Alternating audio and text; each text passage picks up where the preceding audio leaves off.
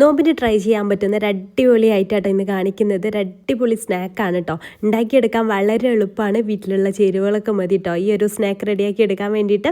അപ്പോൾ ഇതെങ്ങനെയാണ് ചെയ്തെടുക്കുന്നതെന്ന് നോക്കാം. ആദ്യം നമുക്കൊരു മൈദപ്പത്തിരി റെഡിയാക്കി എടുക്കണം. അതിന് വേണ്ടിയിട്ട് 1/2 കപ്പ് മൈദയിലേക്ക് ആവശ്യത്തിന് ഉപ്പും 1 ടീസ്പൂൺ ഓയിലും ചേർത്തിട്ട് ആവശ്യത്തിന് വെള്ളവും ചേർത്തിട്ട് നന്നായിട്ടൊന്ന് കുഴച്ചെടുക്കുക.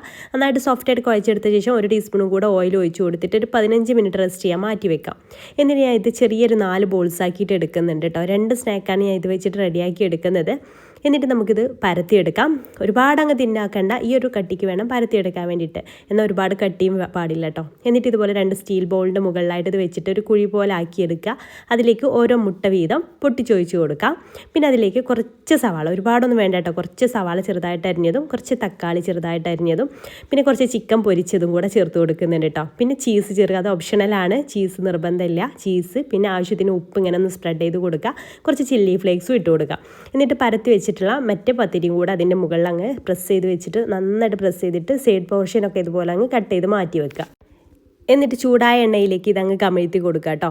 അപ്പോൾ ഇത് ബോളിൽ നിന്നാണ് വിട്ടു പോരും. അപ്പം തന്നെ മറിച്ചിടരുത്. അടിഭാഗം ഒന്ന് മൊരിഞ്ഞ് വരുന്ന സമയത്ത് വേണം കേട്ടോ മറിച്ചിട്ട് കൊടുക്കാൻ. അങ്ങനെ 2 സൈഡും മൊരിഞ്ഞ് വരുന്ന ഇതുപോലെ നല്ല ഫ്ലഫി ആയിട്ട് പൊങ്ങി വരും കേട്ടോ. ഉള്ളിൽ മുട്ട ആയതുകൊണ്ട് തന്നെ ഇതുപോലെ പൊങ്ങി നല്ല സോഫ്റ്റ് ആയിട്ട് വരും. ചൂടോടെ കഴിക്കുന്ന സമയത്ത് പുറമേക്ക് നല്ല മൊരിഞ്ഞിട്ടായിരിക്കും കേട്ടോ. നല്ല ടേസ്റ്റാണ്. ഇഷ്ടമായാൽ ട്രൈ ചെയ്യണേ.